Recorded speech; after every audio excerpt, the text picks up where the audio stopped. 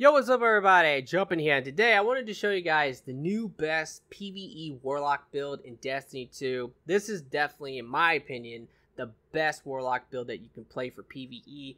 It is a lot of fun, and it just is amazing at taking out mobs of enemies. Now, this build does have some problems, but the benefits outweigh the problems by a long shot. And on top of that, there are ways to counter the problems with this build, which I will talk about. This is going to be a Dawnblade Sunbracers build. Now, they did buff these gauntlets, and the perk they gave it is pretty crazy. Whenever you get a solar melee kill, it's going to grant you unlimited solar grenades. Now, you have 4 seconds to actually throw the first grenade once you get the melee kill.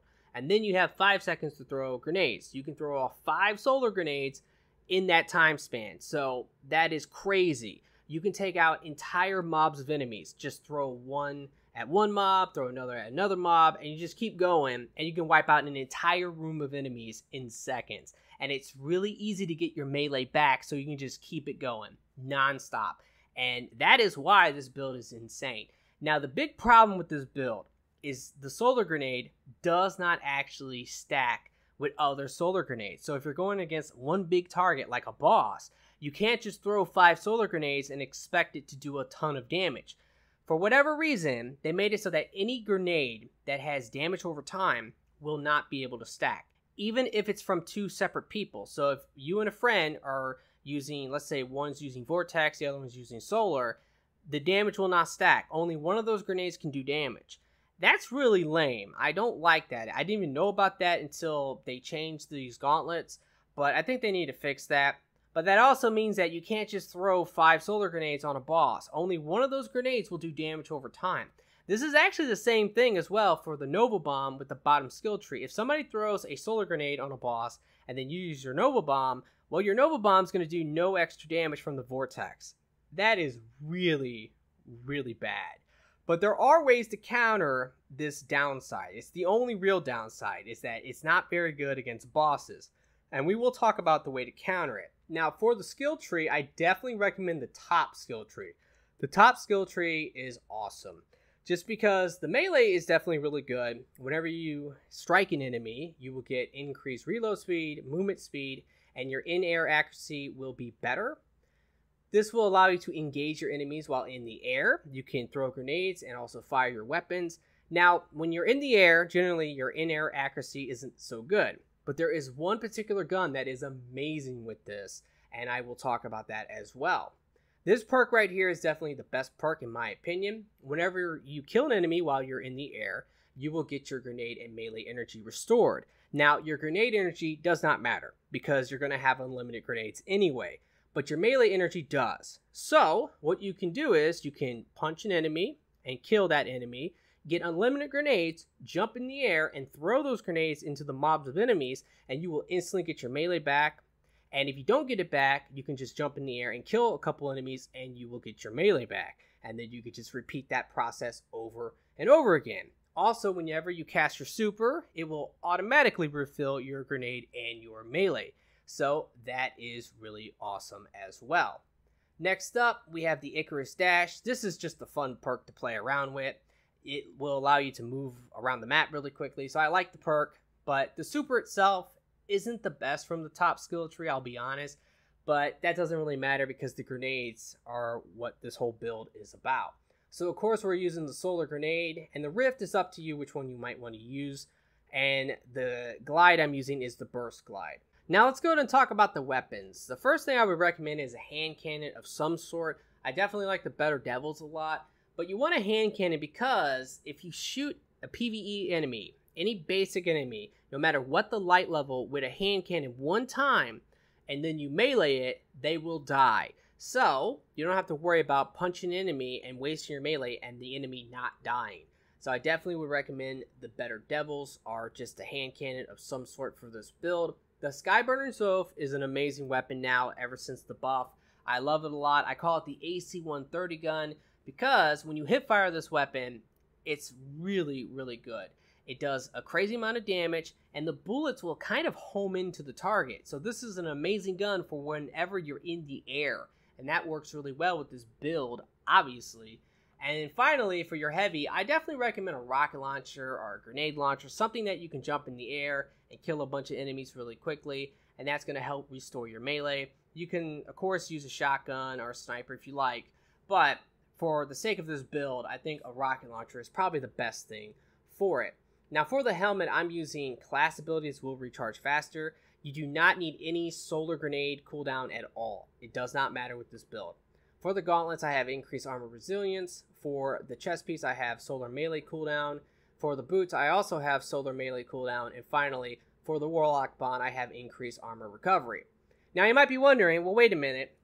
If the solar grenades don't do well against bosses, what do I do to counter that? Well, it's actually quite simple. If you're doing strikes or you're doing the raid, you can easily use this build to clear out mobs of enemies, and it's a lot of fun. But whenever you get to the boss, just simply switch your armor up slightly. Switch to a different pair of gauntlets and switch to the Lunafaction boots. These boots are amazing because whenever you're in your rift, it's going to allow you to just shoot your guns without ever having to reload them. That's really good with, of course, any power weapon in the game, sniper rifles, shotguns, rocket launchers. You can just shoot them non-stop, and it is awesome. It's pretty much a rally barricade, but you don't even have to crouch. I love these boots now, and in every raid, you should have Warlocks using these boots for the raid bosses just because they're that amazing. But that is an easy way to get around bosses. Just put these boots on, and you're good to go. And this build is perfect at that point because you get to a boss, put the boots on, and then when you're dealing with the mobs of enemies, use the Sunbracers. And it's just amazing. Alrighty guys, so now I'm going to show some gameplay, and you can get an idea on how this build works. But just know that it just works great. Like, you'll always have your melee. You're going to constantly be able to throw a ton of grenades. You don't have to worry about enemies not dying from your melee if you shoot them with the hand cannon first. And if you lose your melee, you can just jump in the air and use your Skyburner's Oath to get your melee back, like, instantly. So, let's go ahead and get into the gameplay.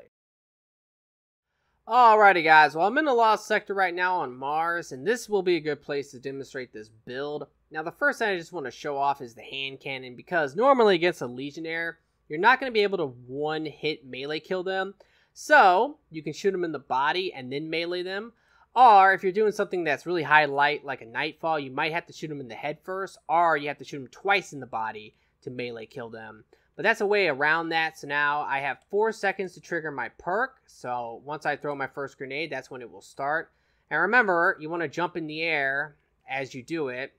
And yeah, you're just going to throw your grenades everywhere. And as you can see, I already got my melee back just by doing that.